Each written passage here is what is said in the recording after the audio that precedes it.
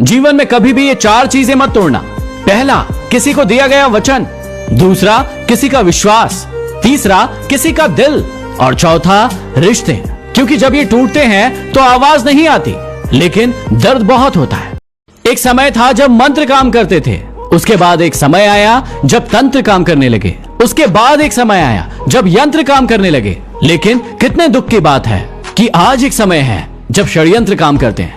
कभी कभी आपको कितनी सारी बातें कहनी होती है, लेकिन उस समय कोई व्यक्ति आपको सुनने के लिए नहीं मिलता और आप उस व्यक्ति का इंतजार करते रहते हैं।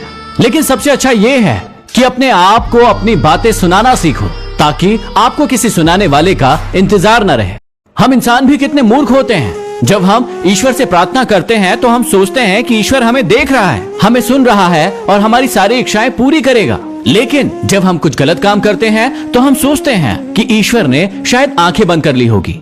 कई लोगों को लगता है कि नरम दिल वाले व्यक्ति बेवकूफ होते हैं, लेकिन वो बेवकूफ नहीं होते हैं। उन्हें सब पता होता है कि सामने वाला इंसान उनके साथ क्या कर रहा है, लेकिन वो रिश्तों को निभाना बखूबी तरीके से जानते हैं और वो चाहते हैं कि रिश्ते टूटे ना, इसलिए वो कुछ नहीं कहते हैं। कोई अगर आपके अच्छे कार्यों में संदेह करता है तो उसे करने देना, क्योंकि संदेह हमेशा सोने की शुद्धता पर होती है, कोयले की कालिक पर नहीं। हमेशा याद रखना कि किसी के लिए कितना भी कुछ कर लेना, लेकिन अंत में यही कड़वी बात सुनने को मिलेगी कि आपने मेरे लिए किया ही क्या है। संबंधों के ताले को क्रोध के हथौड़े से नहीं, बल्कि प्रेम की चाबी से खोलना चाहिए, क्योंकि चाबी से खुला ताला बार बार खुल सकता है, लेकिन हथौड़े से खुला ताला सिर्फ एक ही बार खुलता है।